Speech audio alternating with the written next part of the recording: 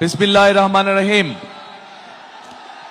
আজকের এই নির্বাচনী জনসভায় উপস্থিত সম্মানিত সভাপতি, উপস্থিত ধানের শীষের প্রার্থীগণ, নেতৃবৃন্দ, আমার সহকর্মীবৃন্দ এবং উপস্থিত খুলনা, সাতক্ষীরা এবং বাগেরহাট থেকে আগত আমার প্রিয় ভাই ও বোনেরা, আসসালামু আলাইকুম।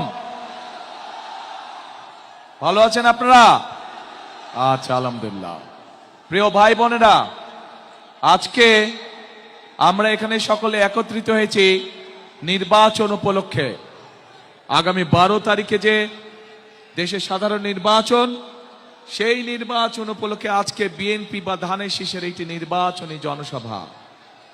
প্রিয় ভাই বোনেরা, আমরা বাংলাদেশ জাতীয়তাবাদী দল বিএনপি আমরা বিশ্বাস করি যে শুধু কথাল ফুলঝুরি নয়, বরং দেশকে আমাদেরকে সামনের দিকে নিতে হবে ভবিষ্যতে। আমরা বিগত 15-16 বছর বহু আন্দোলন করেছি, বহু সংগ্রাম করেছি এবং এর ভেতরে আমাদের বহু নেতাকর্মী গুম, খুন, হত্যার শিকার হয়েছে। বহু হাজার হাজার লক্ষ লক্ষ নেতাকর্মী, বিএনপি সহ বিভিন্ন রাজনৈতিক দলের নেতাকর্মীরা গায়েবী মামলার অত্যাচার, নির্যাতনের শিকার হয়েছে। তারপরেও বাংলাদেশের মানুষ 2024 সালের সেই জুলাই আগস্ট মাসে দল মত নির্বিশেষে সকলের রাজপথে নেমে এসে বাংলাদেশের স্বৈরাচারকে এই দেশ থেকে বিদায় করেছিল।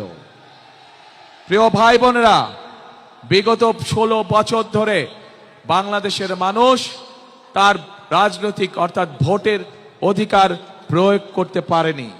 বাংলাদেশের মানুষ বিগত 16 বছর ধরে তার মতামতের ভিত্তিতে তার প্রতিনিধি নির্বাচন করতে পারেনি। শুধু সেটি জাতীয় নির্বাচনের ক্ষেত্রে নয়, এমনকি সেটি লোকাল নির্বাচনের ক্ষেত্রেও একই ঘটনা দেখা গিয়েছে। বাংলাদেশের মানুষ গত 16 বছর ধরে স্বৈরাচার সময় তাদের মনের অভিব্যক্তি প্রকাশ করতে পারেনি। কেউ যদি কথা বলার চেষ্টা করেছে, আমরা দেখেছি কিভাবে তাকে রাতের আধারে তুলে নেওয়া হয়েছে, গুম করা হয়েছে, খুন করা হয়েছিল। প্রিয় ভাই বোনেরা, আজ সময় এসেছে, আজ বাংলাদেশের মানুষ তার দাবি আদায়ের জন্য আজ অবস্থান গ্রহণ করেছে।